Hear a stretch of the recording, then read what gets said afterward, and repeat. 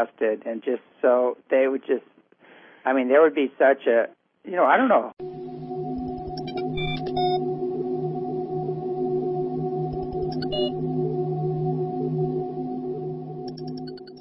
Alrighty, we're back. Obviously, we must be hitting a nerve out there because the whole stream went down, my lines went down, everything kind of went down here. So we're still trying to get Scott back on the line, and hopefully we can get back on the line. But this isn't uncommon, when we get into these issues. As I said before, when I was doing an LA station interview about UFOs and really laying it out there, all of a sudden, mysteriously, the line went down. And then they set it up on another line, called me back on another line, that line went down. They called me back on another line, that line went down. So they said I had the record 4 lines going down in a row. So they're on 4 separate lines there to keep their show going as backups, and I guess all 4 went down. So it's not uncommon. Obviously, we're over the target because somebody's taken a great interest in us and seem to be clicking off our lines.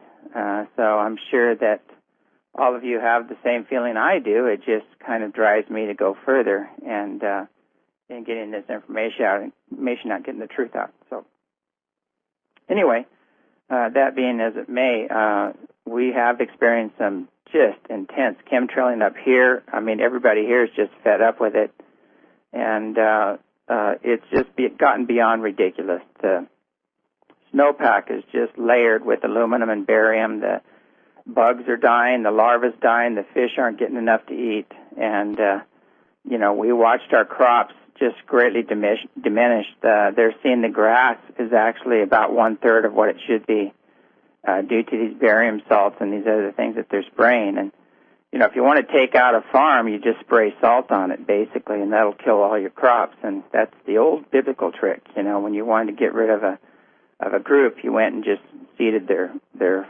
crops with salt, and that took care of it. So anyway, I don't know who is behind this whole thing, but it's a very short-sighted thing. The scientists behind it are bought and paid for. And so if anybody's telling you they're doing a good thing for humanity and the earth and they're up there on our behalf, I would highly question that intention, because obviously the byproduct is the opposite of what they're saying. So anyway, these chemtrails are getting worse and worse. People are having more upper respiratory problems. People are having extreme intestinal disorders. We're watching, incredible muscle and joint pain. People getting real lethargic. Their immune system's becoming very weak, and this fits quite nicely into a global population control. So there's more to the story, and whoever's behind it, it's very clear that we've lost all control of our government, of our military, and any other aspect, even the news. And luckily, Scott has been brave enough to come forward after speaking about this on the news. He ended up losing his job, so as many other reporters. We had a reporter report on the UFO activity up here, and we don't know where he went. He just went off the air, and he's gone, basically. So we've still been trying to find him and track him down, and we called the news station. They said, well, we don't have any idea. We have no idea. And I go, well, we saw the coverage. It was on there. Okay, I think we've got Scott back. Scott, are you with us? Hi, James. It's Scott. Hey, thanks for hanging in there with us. Yeah, no problem, man. I wouldn't miss it for the world. I did want to comment that when we were there for the July 4th conference this year, that there was quite a lot of chemtrail activity above the sky, the Field of Dreams there, and it seems like it happened one morning really early, and then all of a sudden they just kind of disappeared. Like there was a great wind that came and just wiped everything away, and I thought that was a really nice omen. Yeah, we kind of asked for that and got it. There are higher forces at play, and they can, actually come in and help us out. But every once in a while they'll come in and just, clear the skies and make things nice again. But do you find that you're getting a lot of chemtrail activities in the recent days, or was that just kind of a fluke because there were so many people there? Basically, it's kind of it's an ongoing thing, but I know whenever we have major gatherings, that right on track, whenever we have a major gathering there, or we have a Yigong or a Kunlun workshop, or we bring in some major teacher, that they seem to give us a nice big dose of chemtrails overhead, and that's usually when the UFOs come in too. So they like to really cloud the skies up and make it nasty out there, so we're not out, watching the UFOs and letting more people see them. Yeah, I remember when I was there for the Kunlun Level 1 workshop about a month and a half ago, there were definitely some clouds up in the sky, and my friend Sean actually pointed it out. He said, wow, that's a funny-looking cloud up there. Yeah, well. Yeah. Hopefully we can get our other Scott on the line and talk about it. We've got, I think we lost him altogether, but he's out there in Colorado. I wanted to talk about he's had some amazing UFO sightings too, so he said he'd love to talk about that if we can get him back on the air. Okay. But I think, well, if you need to we lost time, him. I recently spent a week with Dr. Stephen Greer with the CSETI project down in Mount Shasta, California, and I could tell you a little bit about that. Well, did they chemtrail you while you were there? They didn't, but we sure had a lot of jet and helicopter activity, and guys with blacked out Suburbans, by the way.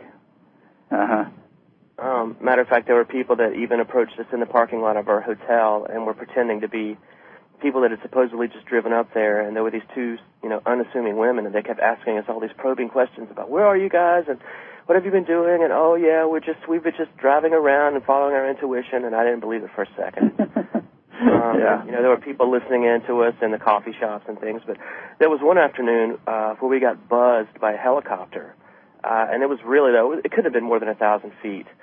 And I remember when the helicopter went over, all of us were watching it, and it had this large camera on the front of it with a great big lens. And about 5 minutes after it passed, I just got the most angry, irritated emotions running through me, and I was angry for about 2 or 3 hours afterward. And I mentioned that to a couple of the people that were there, and they said, oh, yeah, that happens all the time. They'll use these psychotronic weapon systems, radionic systems, that can actually affect your emotion and your personality by, interacting with certain frequencies of your brainwaves. And we had lots of jets crossing constantly, and there were guys in blacked-out Suburbans that were within 5 feet of the property we were at. So, when you get through, sometimes they cut you off. Yeah, we kind of stay away from the government side of things, and the government disclosure, and work more with the higher vibrations and the higher ETs. But it doesn't matter. We still get those guys now and then. But I think the people that are really going up against, the deception and all the cover up and everything else on a government level, trying to get the whistleblowers to come forward, they usually get a little bonus. But we've had these black helicopters fly over, and one had did you see a bubble underneath the bottom of it, kind of like a bubble with equipment in it, like a light? Yeah, there was definitely some kind of an equipment bubble on the bottom. Yeah, and this one flew over us, and it had this blue light emitting from it, bright blue light. And what I noticed is when it flew over, everybody got kind of sick and agitated and everything, but I know if you build your fields up, it doesn't affect you as much. You can push that energy out because they're trying to move through your other fields, and create, as we talked before, those really agitation and disruption energies. And the trick is to go, not mine, When you feel this energy, just go, okay, not mine. This isn't mine. Call on your higher self to come in and clear that energy out. But if you wait too long, it becomes part of your fields, and it becomes really sickening, actually, to even be in this type of energy. Are you there? Looks like we lost our other Scott. Well, this is getting really interesting here. People just dropping off right and left. But definitely there's a lot going on out there, folks, and it's not in our highest and best good. Great. I think we got Scott Stevens back on. Well, this is the first time, James, this has happened to me. Yeah. It seriously is. I've really kind of been amazed that I've been able to do 250 interviews, all over the world and not have one drop until just now. That's pretty cool. Yeah, we have this. I have 2 shows, and I've also done a lot of other shows for people, and they're just getting dropped right and left, and some are pre-recorded, and they haven't been doing too much on those, the pre-recorded shows. It's the live ones. But I guess I'm covering every subject they don't want people to know about. So I'm definitely shame on on you. Yeah. Hey, we can go. I don't know if you're available. We can go a little over the hour if you're up to that. And not a problem. Not a problem. Yeah, being that we've been cut off. Changing the subject a little bit. I know that you're over there in Colorado, right next to an area where it is basically a UFO hotspot, and there's a lot of activity in there. Have you seen much flying around in your area? Yeah, I left the Front Range just this past spring. Dream guidance was getting rather intense. That it was time to get off the Front Range and get into the San Luis Valley. And so I've settled in a little town called Crestone, and it's a sweet little community. Really is sweet. So we're up at 8,000 feet, and there's all the talk about the UFOs and the activity and the mysterious San Luis Valley, and there's a little UFO watchtower just down on County Road 17 and or State Road 17, and there's something to this valley. I'll give you that. There's something here. Just the geography itself is very, very interesting. Where you've got the 2-layered aquifer, you've got the magnetite, you've got all of the quartz mountains ringing it, you've got the sand dunes. There's energetically there is something very unique about the San Luis Valley, and it wasn't. But I don't think we'd moved in yet, and I saw my first UFO down here. So, wow. And then last night, with the Draconoid meteor shower that, peaked, early afternoon, and I'm still going to go outside and look. I'm going to bundle up, grab a chair, and go watch.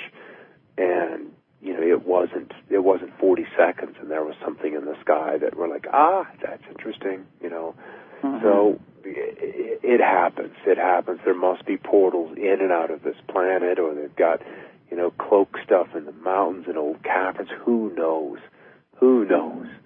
But there's some interesting things going on down here.